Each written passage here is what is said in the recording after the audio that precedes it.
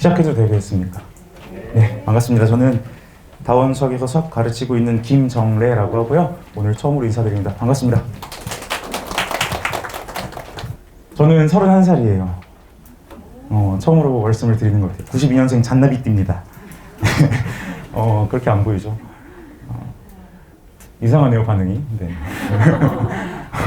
지금부터 17년 정도 전에 제가 그럼 몇 살이게요? 31살에서 17 빼면 몇 살일까요?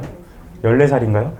그때 이제 아직도 선명하게 그 장면이 기억이 나는데 선명하게 기억이 나는데 저희 집 주변에 이렇게 배 모양으로 생긴 레스토랑이 있었어요. 큰 레스토랑. 옆에 은행나무도 있었고 거기를 이제 저희 어머니랑 지나가면서 엄마한테 제가 이런 말을 해요. 엄마, 나 수학고등학교 갈래 라고 얘기를 했습니다. 그러니까 어린 마음에 과학고등학교가 있으니까 수학고등학교도 있었는 줄 알았나 봐요. 그랬더니 어머니께서 웃으면서 수학고등학교는 없어 라고 하셨던 장면이 아직도 기억나요. 그 정도로 수학을 사랑했고 수학만 하면 먹고 살기를 바랬어요. 저는 이제 그때는 영재교가 없었어요. 과학고밖에 없었는데 과학고 영재원 수료를 중1 때 하고요. 중2 때도 저는 이제 지방 출신인데요. 그 도에서 운영하는 몇 명 뽑아서 진행하는 영재원이 있었어요. 그것도 수료하고, 그러니까 쉽게 얘기해서 엘리트 코스를 밟은 거예요. 그러니까 전 당연히 제가 과학고를 간다고 막연하게 당연히 생각하고 있었는데 중3 때 이제 똑 떨어집니다. 그것도 1차에서. 그 과학고 시험 보고 나오면서 떨어진 걸 직감을 해요. 그 학생들은 다 알 거예요. 만약에 떨어진 친구가 있다면. 그 과학고 나오는데 앞에 수타 짜장면집이 있었거든요. 그 짜장면을 부모님이랑 이렇게 앉아서 먹는데 눈물을 참느라고 짜장면 맛을 못 느꼈던 기억이 있어요. 그러고 나서 이제 집에 가서 그 다음날까지 좀 정신을 못 차리다가 아직 과학고 발표는 안 났음에도 불구하고 어머니한테 이렇게 말씀을 드렸어요. 엄마, 나 학원 안 갈래. 그랬더니 저희 집은 되게 엄했거든요. 저는 이제 학교 지각하는 것도 절대 용납을 안 하셨고 학원도 3년 동안 한 번도 빠진 적이 없어요. 그 정도로 좀 출결에 예민하신 부모님이었는데 이상하게 그날에 어머님께서 그래, 안 가려면 가지 마 이렇게 말씀하시더라고요. 왠지 모르겠어요. 그래서 그때부터 내리 3개월을 놀아버려요. 그게 아마 지금 아이들 시기 아닌가요? 지금 딱 요 시기 때부터 3개월을 그냥 통으로 놀고요. 물론 뭐 그냥 방구석에 박혀 있었던 건 아니고 저는 이제 제가 뭐 종교를 전파하는 건 아닙니다만 저는 기독교라서 교회에서 뭐 해외 봉사 가는 거 따라다니고 그리고 막 방구석에서 책 읽고 뭐 이러고 그냥 허송세월을 보냈어요. 그리고 고등학교에 입학을 했는데 제가 다니던 고등학교는 이제 옛날식 고등학교 기억나실지 모르겠어요. 머리 다 밀어야 되고. 벌써 다 잊으셨나요? 일단 머리카락이 있으면 안 돼요. 12mm가 제한이었거든요. 빡빡이 다 빡빡이였고 전교 1등에서 54등, 그러니까 54등까지 기숙사에 필수로 들어가야 돼요. 거기 이제 한 층에 18명씩 들어갑니다. 그래서 3층이 전교 1등에서 18등이고요. 등수별로 끊었어요. 잔인하죠. 지금으로서는 있을 수가 없는 일이에요. 근데 뭐 당연히 3층엔 들어가지도 못했고 3월 달에 딱 들어가서 옆 사람들을 딱 봤는데 제가 볼 때 저보다 수학을 못했던 애들인데 저보다 공부를 못했던 애들인데 미적분을 막 하고 있는 거예요. 거기서 1차적으로 충격을 먹습니다. 뭐지? 저게 뭐지? 그러니까 뭐 이렇게 막 뭐 아세요? 미분 기억나십니까 혹시? 이렇게 막 프라임 이렇게 점 탁 찍고 막 처음 본 거예요 저는. 왜냐면 그 당시에 제가 과학고 준비하면서도 과학고는 수학 선행이 별로 필요 없다는 거 아시죠?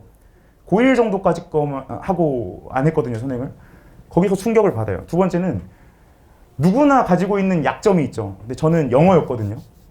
정말 말도 안 되게 못했어요. 그러니까 첫 모의고사 때 영어를 그때 상대평가였는데 제가 60점대를 맞아요. 그러니까 뭐 아이마이 미마인 기억나십니까? 그 정도 알고 입학했어요. 형편 없었죠. 근데 그거를 뭐 지금 와서 제가 그 중3 때 3개월 동안 논 게 후회가 되느냐? 뭐 결론적으로 이따 말씀드리겠지만 후회는 안 되지만 만약에 시간을 돌릴 수 있다면 그때 영어를 잡았을 것 같긴 해요. 그러니까 그 약점을 채우기 정말 중요한 시기였으나 그게 안 됐기 때문에 3년 동안 계속 고생은 아니겠지만 뭔가 힘든 시기를 보냈고 재수했어요. 그러니까 2번 실패했죠. 벌써. 갑자기 제 인생이 좀 불쌍해지네요. 중3 때 실패 한 번 하고요. 고3 때 실패를 또 해요. 재수를 했는데 정말 운 좋게도 재수한 그 수능에 영어가 엄청 쉽게 나와요. 영어가 2개 틀리면 2등급이었던 상대평가였어요 그때. 영어도. 그래서 저는 서울대를 겨우 기어 들어갑니다. 겨우 기어 들어가서 지금 이렇게 앞에서 그래도 난 서울대 나왔다고 떠들고 있는 건데요. 지금 제가 이 얘기를 왜 하냐면 저도 이제 인생에 실패하는 그 시점들이 있었잖아요. 어머님, 아버님들도 다 알고 계시죠. 살면서 그런 시기들이 있잖아요. 그때 무너지지 않는 게 중요하다고 저는 생각을 합니다. 요즘 아이들 그 유행어 중에 이런 말이 있는 거 아세요? 꺾이지 않는 마음. 이 굉장히 유명한 말이에요. 집에 가서 그 얘기하면 애들이 엄청 좋아할 거예요. 꺾이지 않는 마음. 도대체 너는 무슨 원동력으로 지금 그렇게 살고 있니라고 묻는다면 저는 그 가치관이 중3 때 형성이 됐거든요. 아까 살짝 얘기했지만 저는 그때 해외 봉사 다니고 책 읽고 하면서 생긴 꿈이 있어요. 지금이랑 약간 다르긴 한데요. 전 지금도 아이들한테 항상 가끔 얘기해요. 저는 인생의 최종 목표가 좀 부끄럽긴 한데 아프리카에 학교를 세우는 게 꿈이에요.